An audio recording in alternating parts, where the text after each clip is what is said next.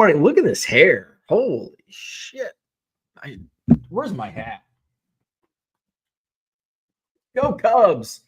What is up? Happy, what the hell day is it? Happy hump day. It's trash day. Trash and recycle day.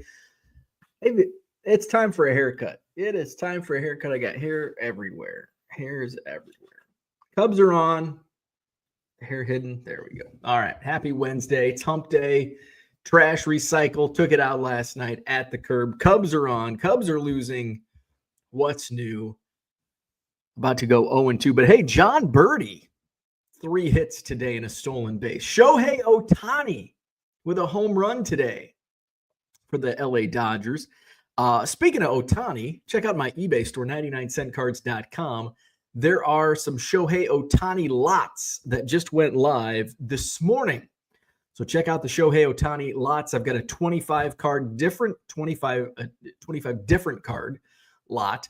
And there's a couple smaller lots of, I think, 5 card Shohei Ohtani lots in the eBay store, 99centcards.com. If you buy 7 or more items at regular price, you'll save 25% off at checkout. Did not get any auctions up last night, so that means there will not be Tuesday Night Live next week. I currently don't have any auctions running, but I wanted to focus on getting my shipping and trying to get some organization done. I'm going to be throwing some more lots in my eBay store here in the coming weeks. So check that out. 99centcards.com. So we got baseball on.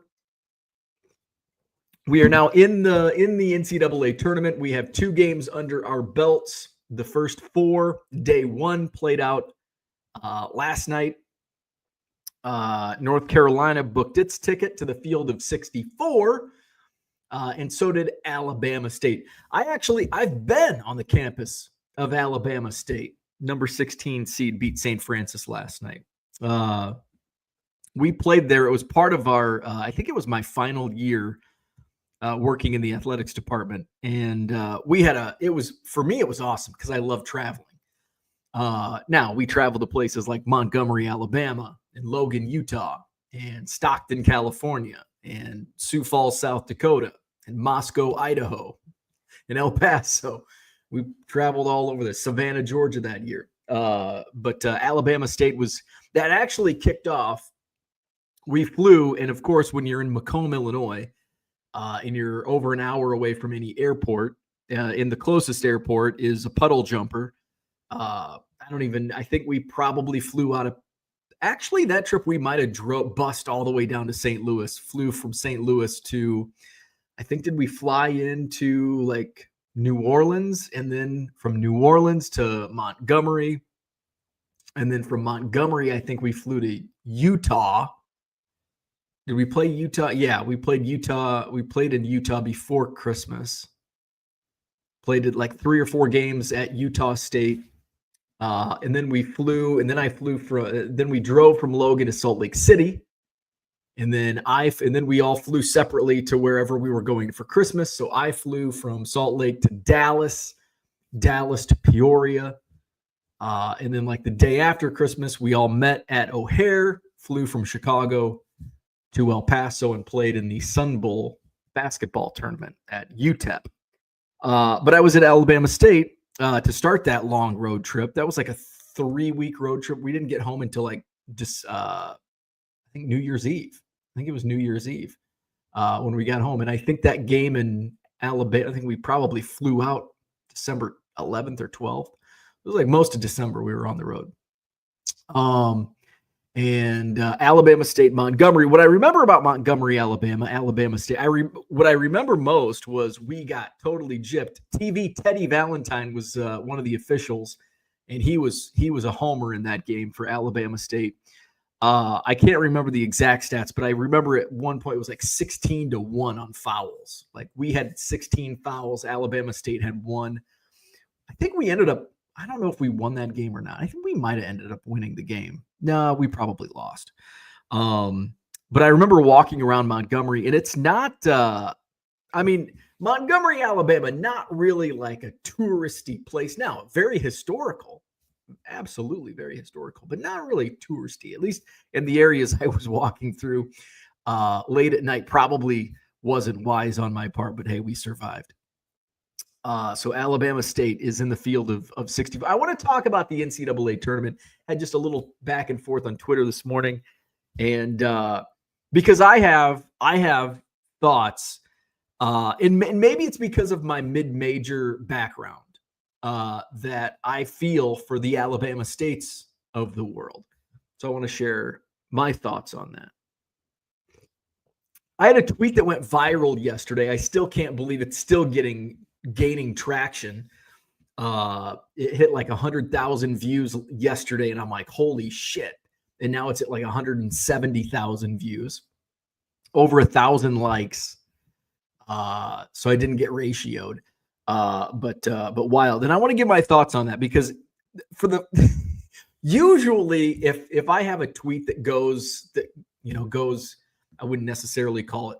This one you could probably consider this viral, but if I have a tweet that blows up, it's usually because I have like a firm take. I have a hard opinion. This one I really don't.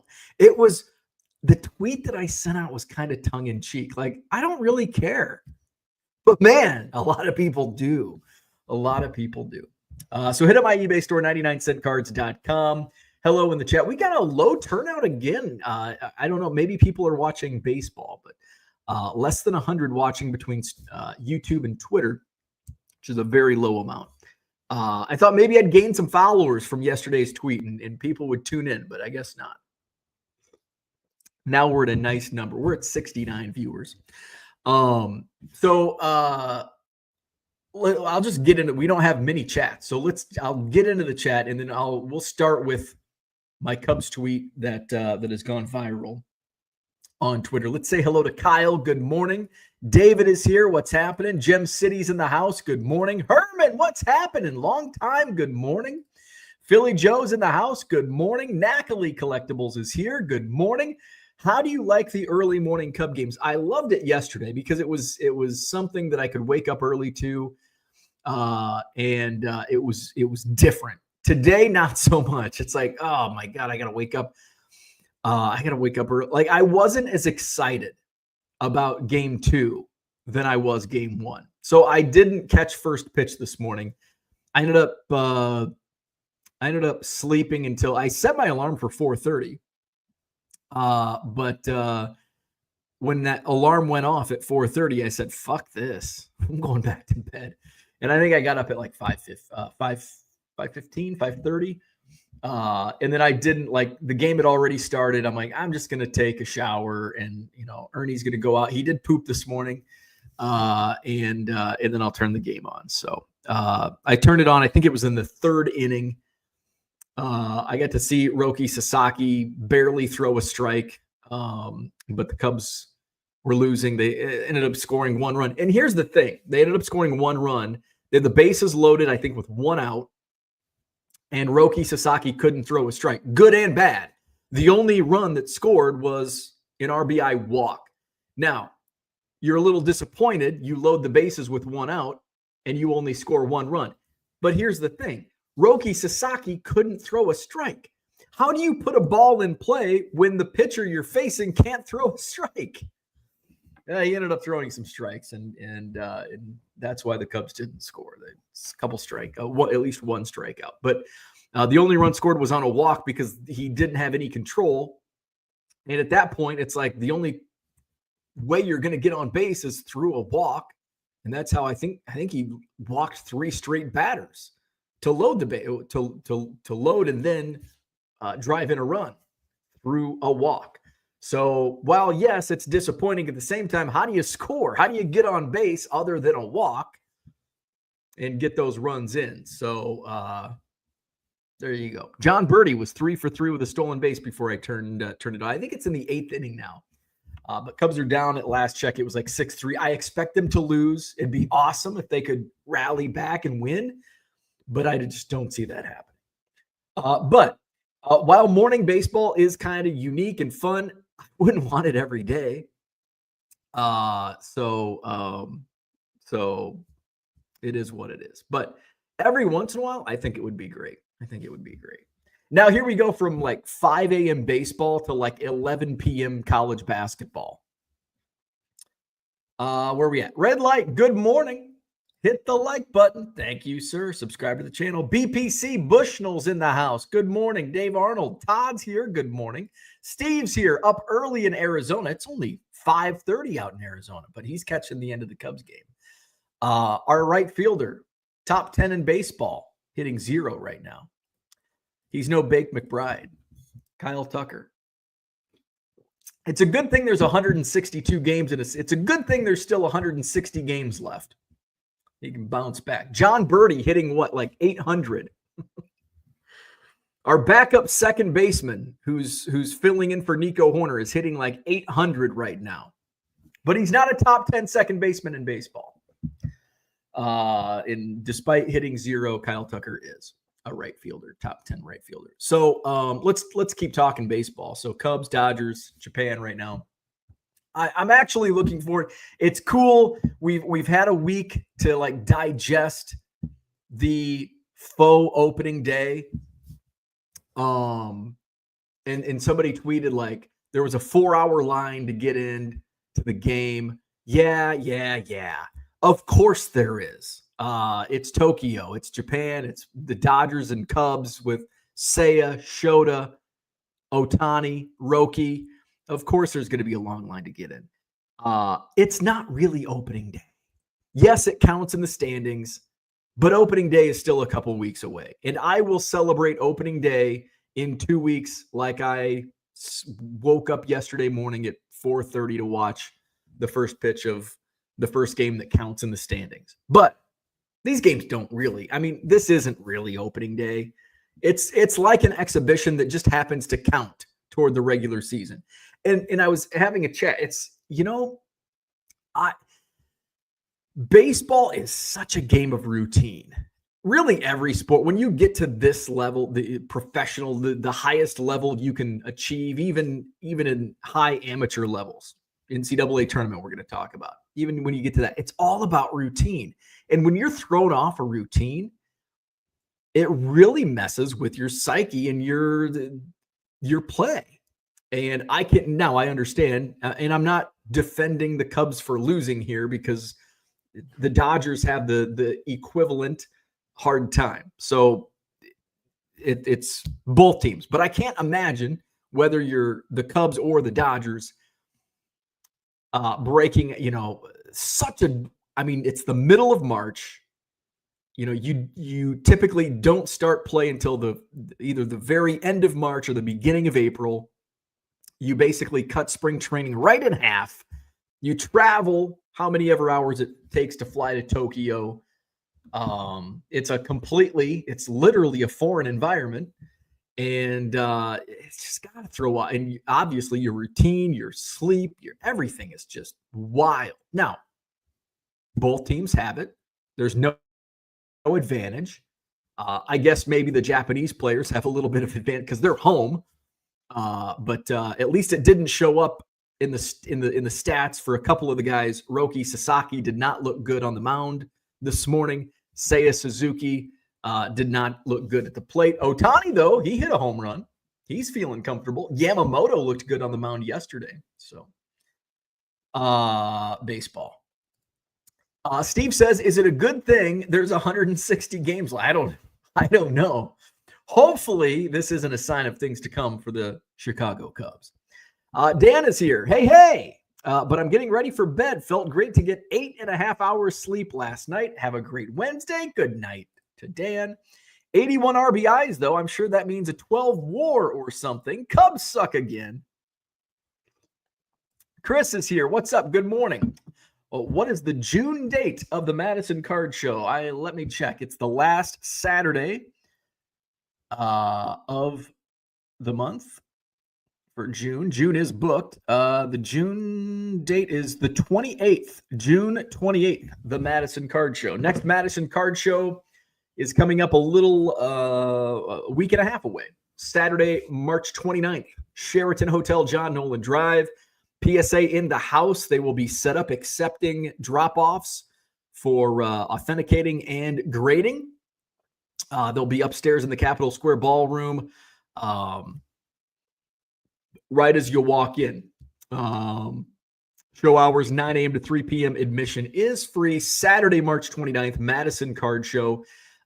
April, we have a double dipper. We've got the Saturday regular Madison Card Show on Saturday, April 26th. Sunday, April 27th is the Madison Pokemon Show, which is all TCG. And it's a sold-out show with 100 tables. No sports cards on the Sunday show. There will be sports and Pokemon at the Saturday show. And then May is the 31st. And then our June show is the 28th. John says, speaking of opening day, how much do you think Zach's wine tab was last evening? Whew. A lot of money. 608, Cody's in the house. Good morning. When's the next Goodwill pallet coming? Have you finished the last one? Yes, I go through the pallets in no time. It takes me about a week to go through the Goodwill pallets. Now, does that mean I go through every single card? No. I can open a box and I can tell you if I'm going to go through it or not. If I see reds from 90 Donruss and yellows of 91 Fleer, it goes on the bulk shelf. But it takes me about a week to go through. So yes, I am through that. Now, I haven't gone through there may be a shoebox here and there that I haven't completely gone through, but for the most part, yes. I get through it in a week and a half. But I would say I'm probably due. There's probably another one coming up any time now. So we shall see. The last one, not that good. It was the biggest one by volume, but it certainly wasn't the best. It was kind of a weak palette. TD Sports Cards in the house. Good morning. John says, I recently bought a pallet of cards and there is nothing like it. The joy of discovering what's in there might be my biggest hobby buzz. I love it. I love it. It's literally a treasure hunt. If you had bought $1,000 in Bitcoin yesterday, you would have $1,110 today. Congrats. Look at that. Bitcoin on the rebound. Orlando, what's happening? Good morning. Holmes in the house. Good morning. So Cubs and Dodgers playing right now. Game actually might be over. Cubs were down, I think, 6-3 in the 8th inning when I went live here. So yesterday morning, I tweeted something out, tongue in cheek. A lot of times when I tweet something out that can be divisive, I have a hard stance on it. I'm going to talk about the NCAA tournament, which I have a very hard stance on it. You cannot change my mind on my stance of how the NCAA tournament, men's basketball tournament should go. I'm talking about the play-in games. I'm very hard and fast on this. Yesterday's tweet, I don't care. The optics look bad, but I don't care. And what I was talking about, I didn't even consume the content that I was talking about. That's how much I didn't care. So here's the tweet. Let's present my screen. So the score, 670 the score, tweeted out. Let's blow that up. 670 the score tweeted out, Chicago Cubs baseball is on the air with Pat and Ron. Now look at Pat and Ron are in a dark Wrigley Field. They're not in Japan. They're calling the game from Chicago, Illinois in a dark Wrigley Field. In my tweet, I quote tweeted this. I said, this is embarrassing. There should have been a GoFundMe to send Pat Hughes to Japan. Now, I say this tongue in cheek. Now, if you're not familiar, there is a Cubs fan who goes by the name of Bleacher Jeff, an unkempt fellow that hangs out in the left field bleachers. And he started a GoFundMe to send himself to Japan. And he raised enough money to go. Good for him, right? Again, it's all about optics. I think GoFundMe, I do have a hard stance on this. I think GoFundMes should be for like emergency situations. Like you're struggling with medical bills, start a GoFundMe. If you want to take a vacation to Tokyo, get the fuck out of here. Don't start a GoFundMe. go sell some cards on eBay or something. So I have a hard stance on GoFundMe's. So this was tongue in cheek. This is embarrassing. And it was kind of a play on, there's a lot of jokes around Cubs fandom that the Cubs are cheap. They're not spending money. Tom Ricketts leads this to himself by saying their goal is to break even. To break even. So the optics. So this is embarrassing was kind of a play on. This is embarrassing, Cubs. You're trying to break even. You won't even send your Hall of Fame broadcaster to Tokyo. And he has to broadcast in a dark Wrigley Field. And then the second part of this, there should have been a GoFundMe to send Pat Hughes to Japan to play on Bleacher Jeff and his GoFundMe because he didn't want to work for his vacation. Boy, did this tweet blow up. 161.9 thousand views, 162,000 views, over 1,000 likes, 34 retweets, 32 comments. And, of course, people are in there defending it. And somebody slipped into my DMs. How come? Oh, that's why. StreamYard changed things up and I don't like it. I do have an opinion on this, but it's not like, but I don't care. It's like, okay, here's my opinion. We have opinions on everything. Here's my opinion. Especially in radio, and that's my background. You're painting a picture, and I understand now we have fucking internet videos and we can consume all types of content. We don't really need to be there. But if you're driving in the car and painting a picture, now a good play-by-play broadcaster, and Pat Hughes is better than good. He's great. He's a Hall of Famer. I'm sure he painted a great and is painting a great picture on his radio broadcast from a dark Wrigley Field, broadcasting a game in Japan. So it's not a knock on Pat Hughes at all. But the optics are like, you're painting a picture, and part of when I was broadcasting and doing radio broadcasts, especially from my standpoint as a mid-major college broadcaster. So we're going to talk a little background because I've got background in doing this and coming up on the NCAA tournament. We'll talk about this as well. I'm broadcasting to the cornfield. Like literally a lot of my listeners, especially during college football season, they were in their tractors and combines listening to Leatherneck football on the radio. And if we went and played a Big Ten team, or we played in Las Vegas, we played UNLV out in Vegas, like my job was to paint the picture of not just the game itself, but the atmosphere. What's the atmosphere like at a football game in Las Vegas? Or what's it like at a Big Ten tailgate? Because at Western Illinois, we have tailgates, but it's certainly not a tailgate like we saw when we played Mizzou or when we went and played Minnesota, or I can't remember who else we played, but some of those money games or UNLV. So you're painting a picture of it's not just the game and calling the game, the balls and strikes in baseball, or the pass and run plays in football, or the layups and slam dunks in basketball, but you're painting a picture of the experience. And we all know what Pittsburgh looks like and what Cincinnati looks like and all that, but Tokyo, that's a lot different. What's the experience like? Now, for TV broadcasters, I don't really have in the Fox TV broadcasters, they're not in Tokyo either. They're back here, wherever they're at, AJ Pierzynski in his studios.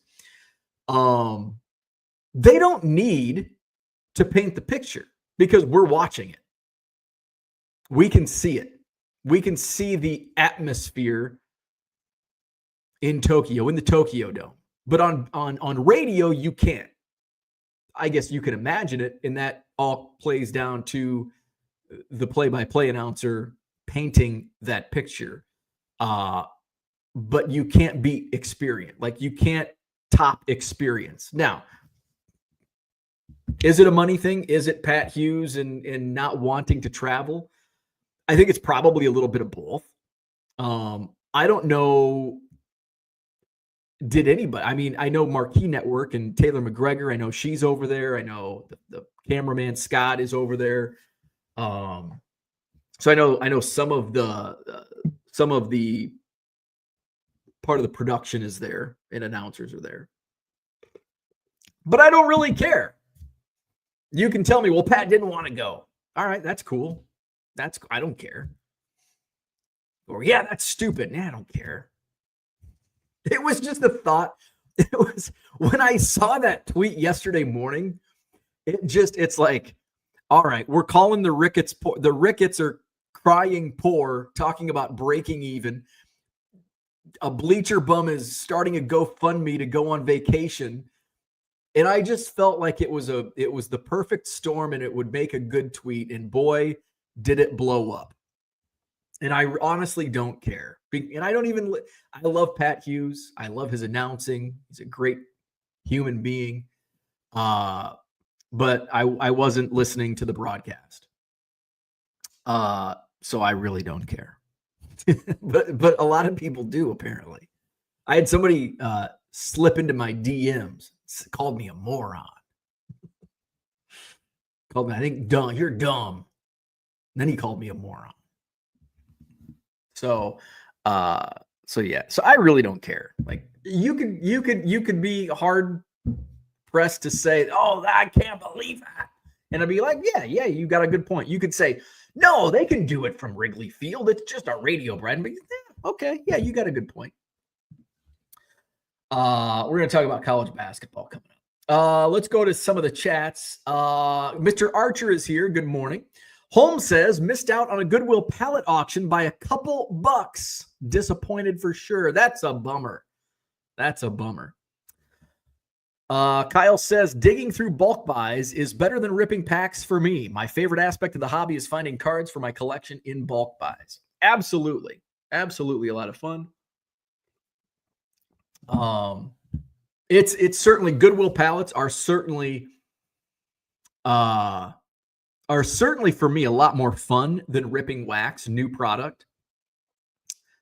And usually the return on investment is better with pallets. It's a gamble, just like a case of Series 1 is. And some Goodwill pallets, I've made my money back on Top Series 1. I don't know if I've made my money back on my last Goodwill pallet. I'm pretty sure I have not. And I think I probably got them around the same time. And I spent about the same amount of money, a little bit less on the Goodwill pallet, I think. The pallet was like $900, I think, after tax. The case of Tops was like $1,500. And it actually might be close. I don't know if I've made my money back on Series 1. I do have to go through. I shipped quite a bit over the last few days. I think the 30-day cycle came up, so it was refreshing. So I was getting a lot of sales off the refreshed 30-day cycle. Somebody asked me, though, and I might put a separate video out. Somebody reached out and said, hey, can you show us where, and not do it on Hobby Evolution because people don't like tutorials during Hobby Evolution. Good point. This isn't really a tutorial show. It's just me yelling at the sky. So yeah, I might do a separate video this week on tracking, and it'll give me a good opportunity to see what my sales actually were for my case of Series 1. At last check, I can't remember. I don't know if I still have a spreadsheet. Oh, here's one. Did I have? It was pretty. I think my gross. Oh no, that's just. I can delete that. I can delete that one too. I think my total gross sales were like a little bit above what I paid, which obviously means my net is still short of break even. But since then, I know I ran like a bunch of auctions from Series 1, the hits that didn't sell it, buy it now. So I will be curious to see where my Series 1 sales land. Let's see. Tracy, good morning. Love waking up to watch baseball as I get ready. Found Treasures is here. Good morning. John says, fun fact, There are a ton of sports events called by broadcasters in a remote fashion. It's common in the world football scene. Yeah, and world basketball scene. A friend of mine does EuroLeague basketball from Peoria, Illinois, which I think, and here, when you're doing world football, and you're probably talking soccer, as we Americans call it, soccer. That's cool. EuroLeague basketball, do it in a basement in Peoria. Major League Baseball, I feel like there should be send a crew. Send a crew to be on site. I get it. But at the same time, it's like, really? Brian's here. Good morning. John says, and thanks to that clip, I learned that Ron Coomer was an all-star and a major leaguer as well. Oh, did you could hear the audio? Oops. Do you really want that old coot dying on the plane trip over there? Coomer has 1.4 more career WAR than I. Hey, but you're tied with Pat Hughes. So you got that going for you. Gem City Card Show says, what's really sad is the Dodgers were able to take Vin Scully to Tokyo. Oh. Wait. I don't know if this is where I don't know if you're joking that like they took his like ashes to Tokyo, or if the last trip the Dodgers went to Tokyo, Vin Scully went when he was still living and broadcasting.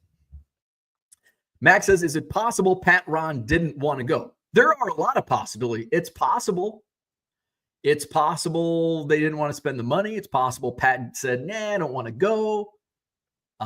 There's a lot of possibilities because I don't know if we really, and really if they come out and say, well, Pat didn't want to make the trip, or if Pat came out and said that, that could just be a cover. Like, we don't really know what they feed us. John laughs. Max says, nah, just call the game on the field. I don't care that it's overcast and 65 with downtown Tokyo overlooking the stadium. Well, that's a poor job of painting a picture. That's not painting a picture of the atmosphere. That's just a weather report. John says, Rapongi is great if Pat likes to chase skirt. You're listening to radio for the game. You watch TV to watch it. But you're not always. Of course, now we have TVs in our pocket all the time. So it is a different world than what it was 20 years ago. But if you're driving, you shouldn't be watching the TV broadcast while you're driving in traffic to work in the morning. And you listen to the radio broadcast and, you kind of want to. Maybe I'm just old-fashioned. Maybe I'm just old-fashioned from the 1940s, thinking that we should be listening to our entertainment is the War of the Worlds or whatever. Michael Renicky, good morning. Gem City Card Show says, you know who mastered remote broadcasts? Sinclair. It's not good, and you won't change my mind. What if I told you that most radio DJs aren't actually live? Little thing we call voice tracking. Sports card ripping teacher says, how much is in the GoFundMe? Also, Yingling, as an official sponsor of Cubs Radio, you can't get that in Japan. How much is in the GoFundMe? I think Bleacher Jeff raised $5,000 for his trip. Pat should have got some advice from Bleacher Jeff. Merle says, I'm refreshing my 30-day cycle by end listing, sell similar, delete 433 ending today.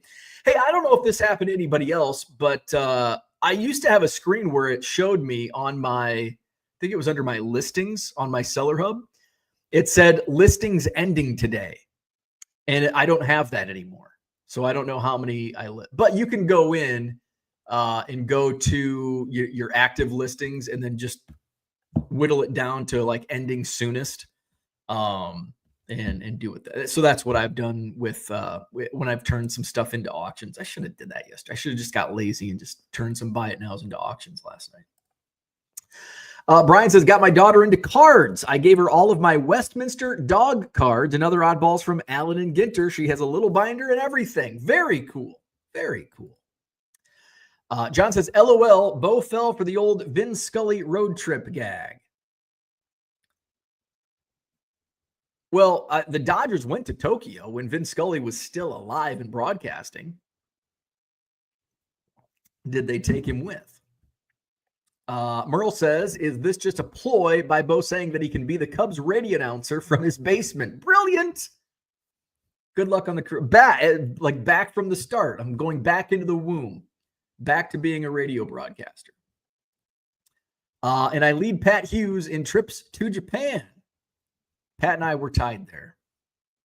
Pat and I have the same war and the same amount of trips to Japan.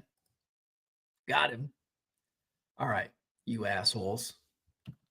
I know Vin Scully's dead. Vin Scully. Dodgers playing in Japan. Did the Dodgers play in Japan before 2025? Let's see. Japan Major League Baseball games. See, I know the Cubs played the Mets back in what, 03? Of course, it's all going to be 2025. Here we go. List of Major League Baseball games played outside of the United States and Canada. All right. So Mexico, Tokyo. All right. So 2000. Oh, wow. It was 2000. The Cubs and Mets at the Tokyo Dome. 2004, we had the Rays and they were the Devil Rays and the Yankees. 2008, we had the Red Sox and Oakland A's. 2012, we had the Mariners and the A's went back again. And 2014, Dodgers were in Australia. Let's see. Dodgers played in Mexico, Mariners Athletics in 2019 in Tokyo. Boy, 2019, there were a lot of games outside of the United States in 2019. And then COVID happened. Thanks, Major League Baseball. You sent all these teams all around the world to play baseball, and we had to shut down. Okay, so the Dodgers, this is the first time the Dodgers have played in Tokyo. That's surprising to me. Because there's been, before this year, there's been how many games and how many series in Tokyo? 1, 2, 3, 4, 5. And the Dodgers, that's surprising to me that the Dodgers did not play in Tokyo before this year. And the Cubs have. Coins making sense. Good morning. Didn't the Angels not send their radio broadcasters on the road last year? Probably not. Fox TV broadcasters are not on the, or do you mean like for the whole season? I don't know. Pat Hughes, the Anthony Rendon of broadcasters. Pat is our most valuable asset. We can't risk him going overseas. Gem City says, wait, Casey Kasem isn't live on the weekends. You lie. Casey Kasem. He is not. He's hanging out with Vin Scully. Hey, they might be in Tokyo. Merle says, I wish they still had a tab for listings ending today. Okay, that's what I was talking about. Yeah. So apparently that's not just a me problem. Have to go to active listing status ending today, just an extra step, but you can get there from here. Okay. Active listings status. And yeah, so that's what I've done the last couple of weeks when I saw it disappeared from my home screen. Gem City says Cubs have the tying run at the plate, bottom of the 9th. Really? And that was only 2 minutes ago. Let's see.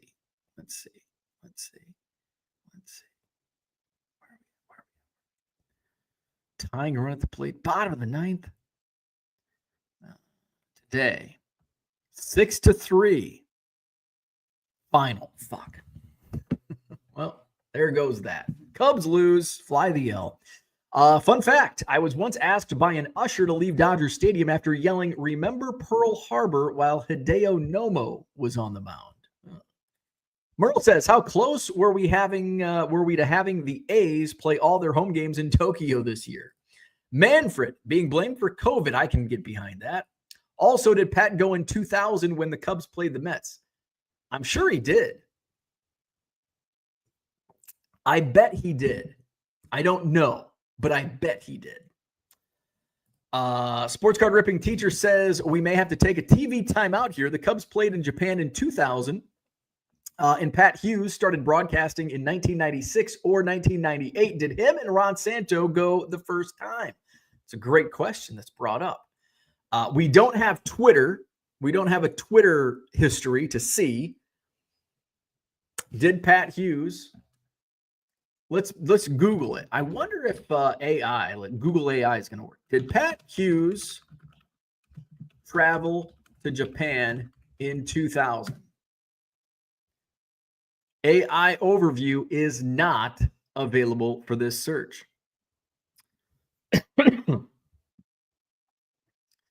But somebody who commented on my tweet, Bruce Wolf. Let's share this. So Bruce Wolf, who is a Chicago broadcaster, or retired broadcaster, says, here's how the media have deteriorated in the 21st century. In 2000, I, who worked for local yokel Channel 32, a UHF station, got to go to Japan with the Cubs. Now the team's Hall of Fame radio announcer may as well be sitting in the adult diaper he advertises. Bruce Wolf. Ouch. Damn it. There we go. So I don't know if Pat Hughes went to Japan in the year 2000. I bet he did. Fly the L. What would happen if a man from his basement called all the games from his basement on YouTube? That would be fun. John says, with all the voiceover money Hughes is getting from Sports Card Nation, he could fly the whole family over there. So hey, we've got the NCAA tournament starting. Actually, it has started already. The first of four games. First of four games started last night. We have two teams that have booked their ticket to the field of 64. Alabama State, who already qualified for the NCAA tournament, qualified again last night with a win over St. Francis in a play-in game. I'm going to tell you why that's ridiculous, in my opinion. And North Carolina won their play-in game, and they won it pretty handily, 95-68 over San Diego State. Alabama State was a close game, 70-68. So here's why I think that's ridiculous. I am all about the first four, and I think it's cool. Get a team like North Carolina in the field. Here's why I think it's ridiculous that Alabama State is in the field again, and it's kind of like the Alabama State winning an NCAA tournament game is kind of like opening day in Japan. It's not really opening day. It's not really an NCAA tournament win. Alabama State earned, whether you like it or not, Alabama State earned a ticket to the NCAA tournament. The first four should exclude any automatic qualifiers. I don't care if you're 7-27 and you happen to win your conference tournament. That's the way it's set up. Now, I can get on board. Yes, is North Carolina a better team than Alabama State? More than likely, yes. Does that mean North Carolina should automatically be in the field? Now, that's a bad example because North Carolina was in a play-in game, but who was a bubble team that's not in a play-in game? Because there's multiple teams that were bubble teams that would not have gotten into the NCAA tournament. And I'm okay with Alabama State not getting into the tournament not playing in the first four if there's no such thing as an automatic qualifier. Now, would they have the opportunity to get in the NCAA tournament without an automatic qualifier? Well, kind of, if you go by regular season. But then again, it's probably an automatic qualifier. So just remove automatic qualifiers. And here was the thing, North Carolina, somebody tweeted out, North Carolina should not be playing in the first four, which I disagree with. Are they a better team than St. Francis? Probably. Are they a better team than Alabama State? Probably. Should they be playing in the first four, North Carolina? Yes, because they were a bubble team. If there was a field of 64 teams, like it was 15 years ago, North Carolina would not have made the cut. They were one of the first four teams in. And if it was a field of 64, they would have been team 65 or 68, whatever number it was. There's kind of two things at play here. Is Alabama the 67th or 68th ranked team? Are they the 67th or 68th best team in the field of 68? Most likely, yes. But at the same time, they earned the right to play in the NCAA tournament. North Carolina did not. Did they play better competition? Yes. But that's not what's at play here. They were a bubble team, North Carolina. They were a bubble team. And they barely got in. They should be playing in that first four. They should be playing for the right to get into the actual field of 64, the actual bracket, not this small little bracket on the outside. I'm also divided on automatic qualifiers. I think it's awesome. It gives us the Cinderella stories. I come from a mid-major background, so I have, my heart bleeds for the mid-majors. But the conference tournaments, I'm divided on. And again, I'm not hard set on one way or the other. You play the entire regular season. Now, in some conferences, the regular season matters. In the case of Western Illinois, my Leathernecks did not even qualify for their conference tournament. I like that. I don't like that they didn't qualify, but I like that if you don't win enough games in your own conference, you don't get the opportunity to play for a chance at the NCAA tournament in your, one bid league, the Ohio Valley Conference. So Western Illinois did not win, and I think there's 11 or 12 teams in the Ohio Valley, or maybe 10, I can't remember. But only 8 teams qualify for the conference tournament. I'm okay with that. Okay, you play because there's something to play for in the regular season. Because if you're one of the bottom 2 teams, you're not even going to qualify for the conference tournament. You're sitting at home, so you're punished for that.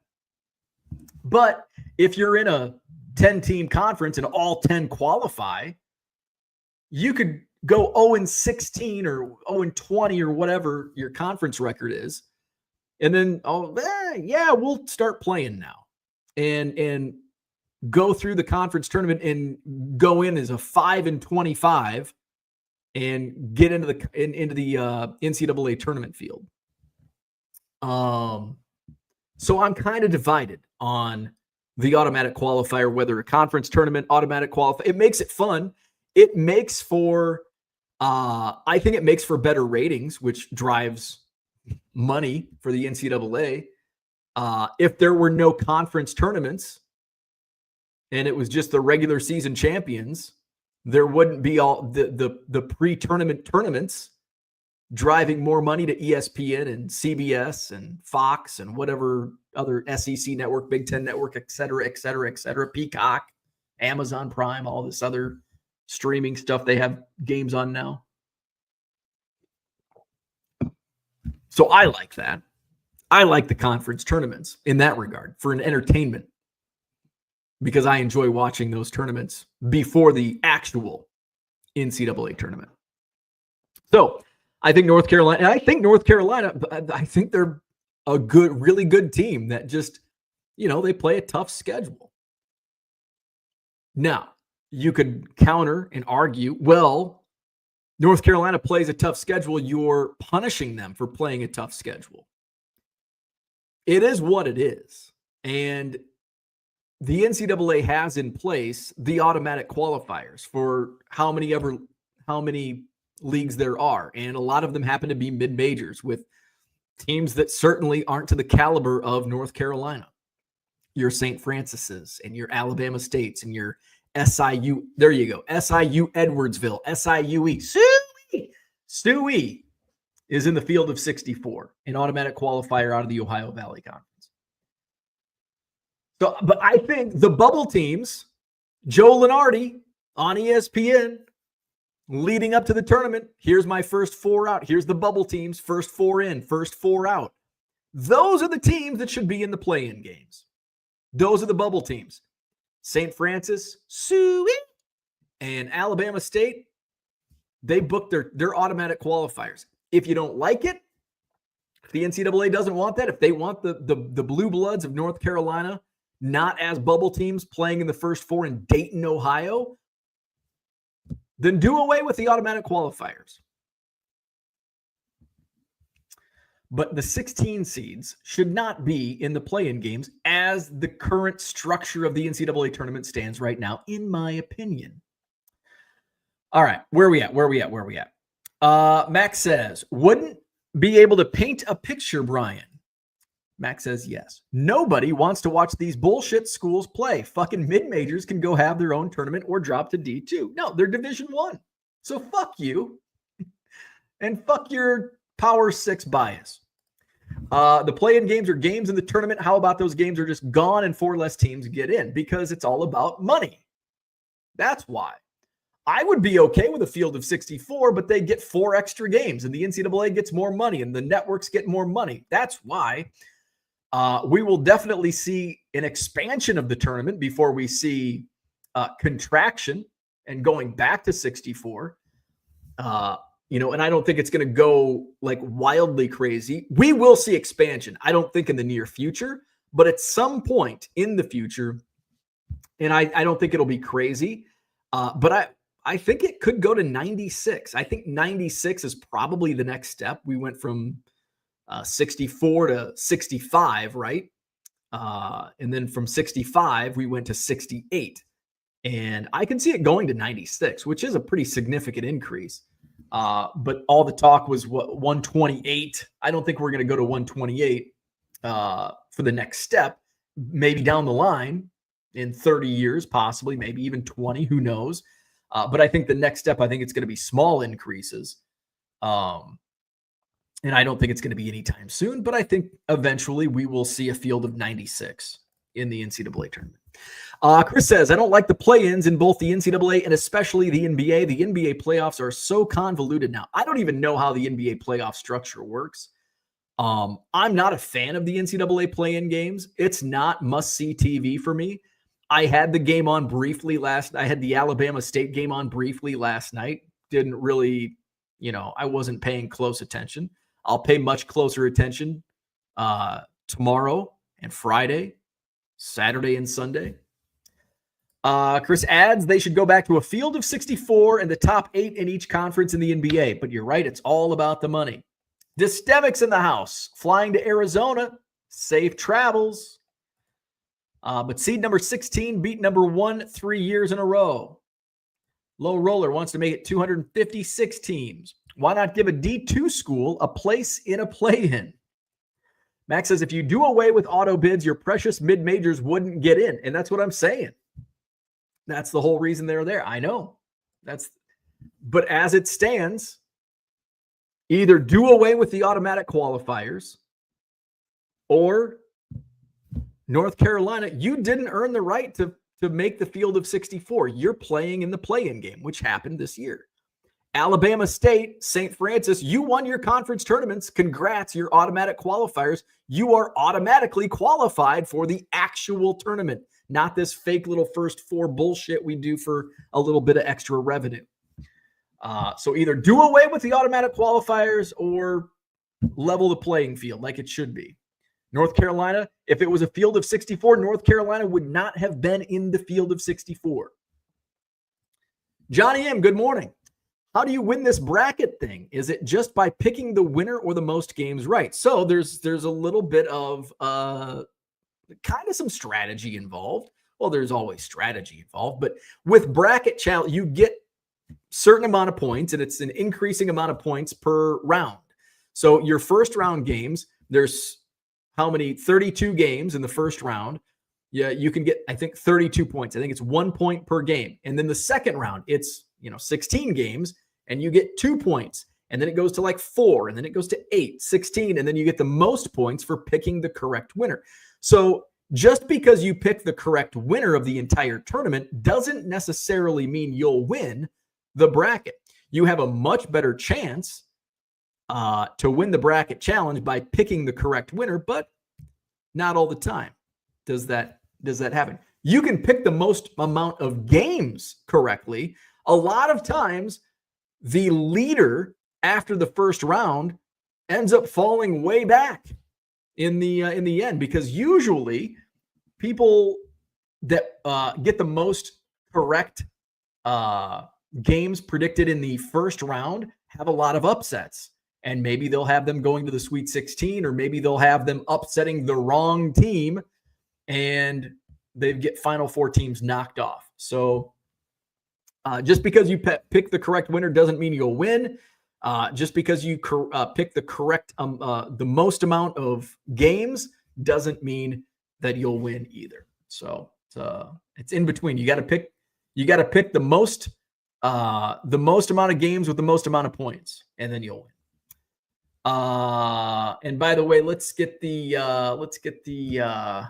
bracket link down. If you haven't joined, you still have a little over 24 hours to get your bracket entered into our bracket challenge. It's just for bragging rights. We're not giving away prizes, despite Low Roller Scratcher wanting to play for skill and prizes. Where are we at? My brackets. Here we go.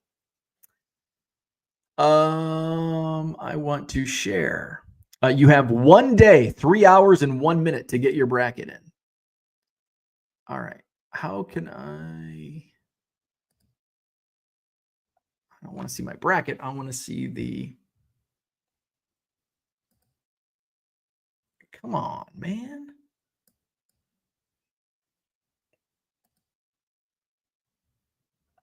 All right. Hobby Evolution Bracket Challenge. We have 22 brackets. I think we had like 50 last year.